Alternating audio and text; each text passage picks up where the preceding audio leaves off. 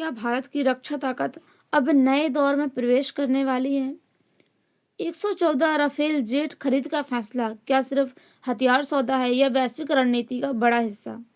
यह फैसला उस समय आया है जब फ्रांस के जो शासक हैं मैक्रो की जो भारत दौरे पर आने वाले हैं इस महीने, जिसमें 114 जो राफेल जेट हैं, नए राफेल जेट, उनकी डील हुई है, जिसमें 3.25 लाख करोड़ का जो डील है वो यहाँ पर की गई है, जिसमें जो विमान बनने वाले हैं 80% विमान जो है वो भारत में ही बनेंगे और 20% विमान जो है वो फ्रांस की तकनीक के हिसाब से फ्रांस में बनेंगे, जिसमें 16 विमान जो है वो फ्रांस में बनेंगे और यहाँ पर 96 जो विमान है वो यहाँ पर जो है भारत में बनेंगे। फ्रांसीसी राष्ट्रपति मैक्रों की यात्रा से पहले रक्षा मंत्रालय ने 114 राफेल जेट की खरीद की मंजूरी दी है। नौसेना को 6 P-8A1 विमान मिलेंगे, यानी कि अब यहाँ पर जो भारतीय नौसेना है उसको यहाँ पर विमान मिलने वाले हैं। इससे पहले यहाँ पर जो भारत में मनमोहन सिंह की सरकार थी तो उस समय पे जो है यहाँ पर राफेल जेट्स नहीं खरीदे गए। अब फरवरी 2000 यानी कि 12 फरवरी 2026 को रक्षा मंत्री राजनाथ सिंह की अध्यक्षता में और यहाँ पर अधिग्रहण परिषद ने 3.25 लाख करोड़ का मेगा सौदे में मंजूरी दी है। इसके तहत भारतीय वायुसेना के लिए 114 जो बहुउद्देशीय लड़ाकू विमान है वो खरीदे जाएंगे। यह स्वतंत्र भारत का अब तक का सबसे बड़ा सौदा यहाँ पर देखा जा रहा है, जिसमें यहाँ पर जो लड़ाकू विमान है उनकी काफ़ी ज़्यादा ज़रूरत है, क्योंकि भारत अब ऐसे दौर में खड़ा है जहाँ पर भारत जो पाकिस्तान है और चीन है वो कभी भी यहाँ पर हमला कर सकते हैं। अब ये जो राफेल सौदा है और इसकी प्रमुख विशेषताएं वो क्या है?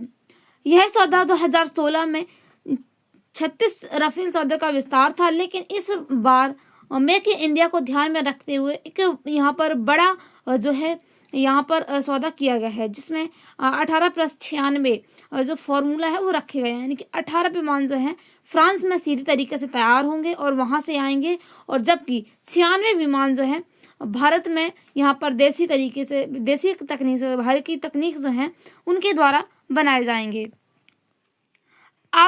आधुनिक वेरिएंट यानी कि अब भारत को F4 और F5 स्टड्स वाले विमान मिलेंगे, जिसमें बेहतर रडार और उन्नत इलेक्ट्रॉनिक वॉरफेयर और साथ ही उपग्रहण संचार की क्षमता होती है। हथियार प्रणाली इनकी इसमें जो मेट्रो है, जिसमें हवा में से बाहर हवा में मार करने वाली, यानी कि हवा से हवा में वार करने वाले जो होते हैं वो यहाँ पर मिलेंगी। क्रूज मिसाइल्स और साथ ही यहाँ पर सटीक निशाना लगाने वाली मिसाइल से यहाँ पर शामिल होंगे इसमें। अब यहाँ पर जो नौसेना के लिए समुद्री निगरानी जो विमान है P-8I की भूमिका क्या है? अब DAC यानी कि अब DAC ने जो है 6 अतिरिक्त P-8I यानी कि पोसेडॉन की जो विमान है उनको मंजूरी दी है। इसकी ज़रूरत क्यों पड़ी है?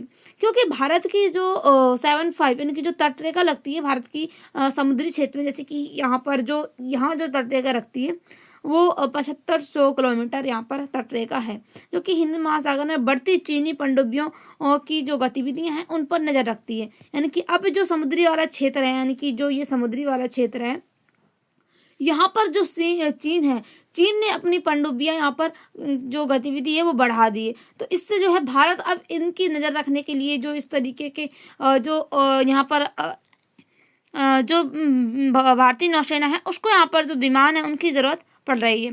अब भूमिका क्या है कि यह विमान जो है पनडुब्बी रोधी युद्ध और समुद्री जो टोही है और साथ ही खोज है उनके बचाव कार्यों के लिए दुनिया के सर्वश्रेष्ठ जो है विमान माने जाते हैं राफेल जेट्स, और यह भारतीय नौसेना की आंखों और कानों की तरह काम करते हैं। यानी कि अब यहाँ पर अगर ये जो राफेल जेट्स हैं वो मिलते हैं तो भारत को भी काफ़ी ज़्यादा और जो है हेल्प मिलने वाली है। अब भारत फ्रांस के जो रणनीतिक संबंध हैं वो कैसे हैं? विश्वसनीय साथी, यानी कि अब यहाँ पर ये दोनों जो है एक दूसरे पर एक तरीके से विश्वास करते हैं और एक सहयोगी हैं।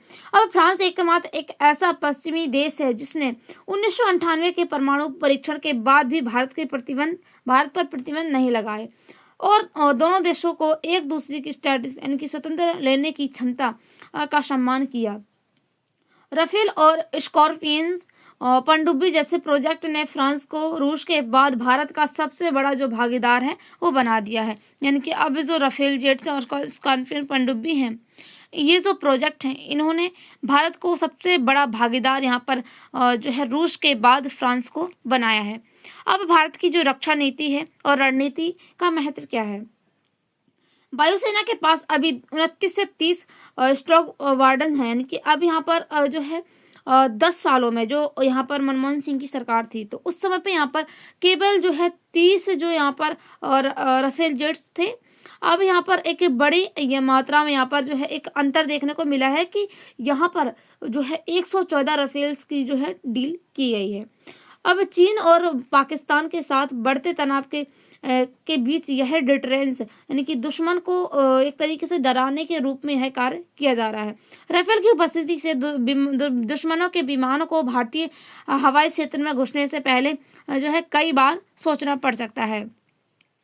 अब आर्थिक और औद्योगिक प्रभाव क्या है। 96 विमानों का भारत में निर्माण हजारों कुशल नौकरियां पैदा कर सकता है और 114 जेट्स आने के बाद भारत की दक्षिण एशिया में राफेल विमानों के लिए रखरखाव और मरम्मत का केंद्र बन सकता है। स्थानीय निर्माण में भारतीय छोटी कंपनियों और जो ग्लोबल सप्लाई चेन है उनमें शामिल होने का मौका मिल सकता है भारतीयों को। अब भू राजनीतिक पहलू क्या है।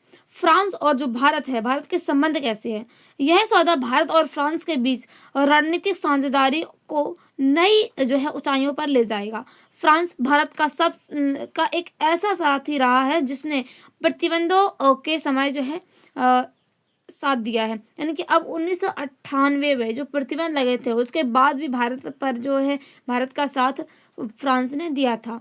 अब यहाँ पर नौसेना के लिए जो राफेल एम है और वायुसेना के लिए 114 जो जेट है राफेल जेट मिलकर इस क्षेत्र में संतुलन जो है शक्ति संतुलन भारत के पक्ष में करेंगे, जिससे यहाँ पे जो दुश्मन है वो यहाँ पर हमला नहीं कर सकेंगे।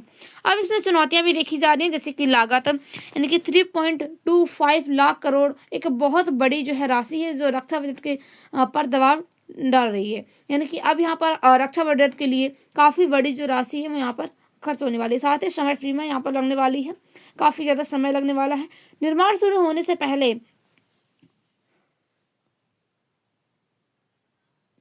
निर्माण शुरू होने और पहला स्वदेशी राफेल तैयार होने में कई साल लग सकते हैं और फ्रांस महत्वपूर्ण सोर्स कोड साझा करने में हिचकता है और साथ ही भारत के लिए एक यह चुनौती सबसे बड़ी है, क्योंकि यहाँ पर भारत के पास जो है अभी ऐसी तकनीक नहीं है कि जो है सही तरीके से जो है राफेल जेट्स बन सके।